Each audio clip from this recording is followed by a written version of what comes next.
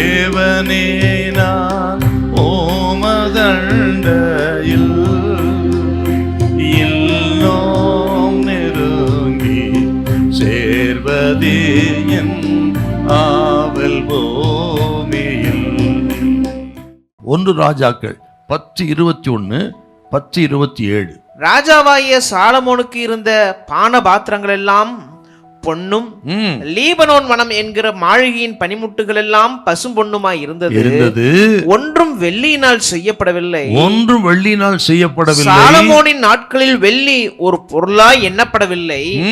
எருசலேம் ராஜா வெள்ளியை கற்கள் போலவும் கேதுரு மரங்களை பள்ளத்தாக்குகளில் இருக்கும் காட்டத்தி மரங்கள் போலவும் அதிகமாக்கினார். பாத்தீங்களா?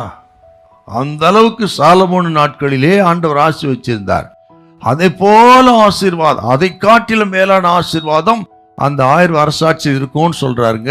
மட்டுமல்ல, இதை கேட்டுக்கொண்ட நமக்கும் இந்த நாட்களிலே ஆண்டவரை விசுவாசிக்கிற தேவ பிள்ளைகளுக்கு, நம்புகிற பிள்ளைகளுக்கு இது ஆவிக்குரிய ரீதியிலும் நமக்கு கொடுப்பார், உலக பிரகாரம் ஆசீர்வாதத்தை நமக்கு கொடுப்பாரு.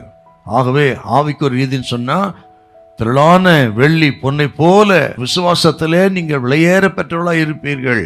நல்ல சந்தோஷம், சமாதானத்தை தருவார், நிம்மதியை தருவார். இந்த ஆவிக்குரிய நன்மைகள் ஒன்றும் குறையாமல் கர்த்தர் தருவார். முதலாவது தேவராஜ்யத்தை தேடும் பொழுது அஞ்ஞானிகள் நாடி தேடுகிறதை கொடுக்கிறேன்னு சொன்னவர் இதெல்லாம் நமக்கு தருவாருங்க. நீங்கள் இனி தரித்திரமாக இருக்க வேண்டிய அவசியம் இல்லை, இனி துக்கத்தோடு இருக்க வேண்டிய அவசியம் இல்லை.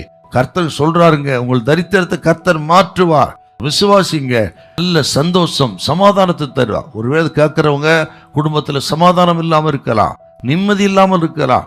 எதற்காக அந்த வாழ்க்கையை நினைக்கலாம், சில தற்கொலை செய்ய வேண்டும் என்று எண்ணத்தோடு இருக்கலாம். நமது ஆண்டவர் யார் என்றால் இழந்ததை திரும்ப கொடுக்கிறவர், மறுபடியும் கட்டுகிறவர், மறுபடியும் சீரமைக்கிறவர், சந்தோஷத்தை கொடுக்கிறவர், திரளான ஐஸ்வர்யத்தை கொடுத்து கனம் பண்ணுகிறவர். ஆவிக்குரிய காரியங்களிலே உலக பிரகாசத்தை தருவாருங்க. ஆகவே விசுவாசிங்கள். அது மட்டுமல்லங்க, நீங்கள் இதே 60:22 பாருங்களேன். சின்னவன் 1000 சிறியவன் பலத்த ஜாதியுமாவான். கர்த்தராகிய நான் ஏற்ற காலத்தில் இதை தீவிரமாய் நடப்பிப்பேன்.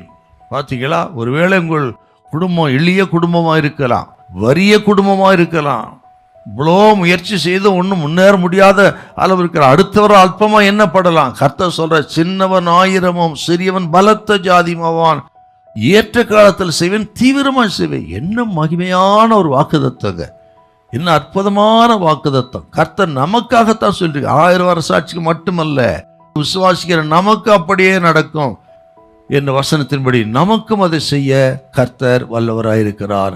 பயப்படாதிருங்க, உங்கள் இருள் விலகும், கர்த்தர் உங்களுக்கு வெளிச்சத்தை கொண்டு வருவார். இந்த நாளில் சொல்ற வாக்குதத்தத்தை விசுவாசிங்க. உங்கள் இருளை இயேசு வெளிச்சமாக்குவார். ஹல்லேலூயா, ஹல்லேலூயா.